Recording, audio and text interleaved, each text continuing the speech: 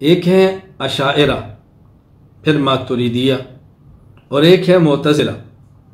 یہ معتزلہ کب سے شروع ہیں، اس کا بانی کون ہے، بنیادی نظریہ کیا ہے، اختلاف کہاں سے شروع ہوا؟ حضرت امام حسن بصری رحمہ اللہ تعالی وفات 110 ہجری، ان کی درسگاہ میں ایک شاگرد تھے ابو حذیفہ واصل بن عطا غزال، وفات 131 ہجری۔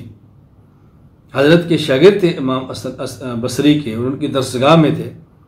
اس نے یہ موقف اختیار کیا کہ کبیرہ گناہ کا مرتکب ایمان سے نکل جاتا ہے مگر کفر میں داخل نہیں ہوتا، تو یہ اسے کہتے ہیں المنزلہ بین المنزلتین، یعنی مسلمان بھی نہیں رہتا اور کافر بھی نہیں ہوتا، یہ درمیان میں لٹکا رہتا ہے۔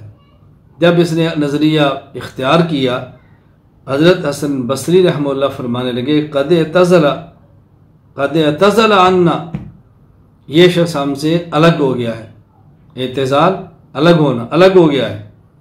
اس وقت سے ان کا نام پھر معتزلہ رکھ گیا، لیکن یہ خود کو اصحاب العدل و توحید کہتے تھے۔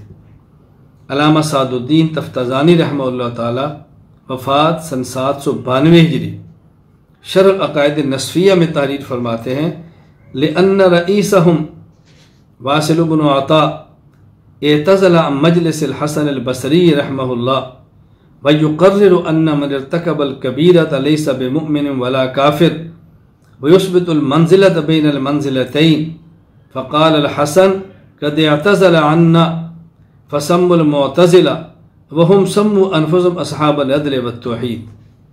یہی جو بات میں نے بھی کی ہے کہ انہوں نے اپنا نام اصحاب العدل والتوحید رکھا، لیکن اہل سنت ان کو معتزلہ کہتے تھے۔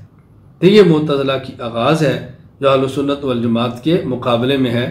اللہ تعالی ہمیں اہل سنت والجماعت کے مسلک کا پابند رکھے، کاربند رکھے، ان کا خادم رکھے۔ اللہ اسی پر زندگی دے، اسی پر موت عطا فرمائے۔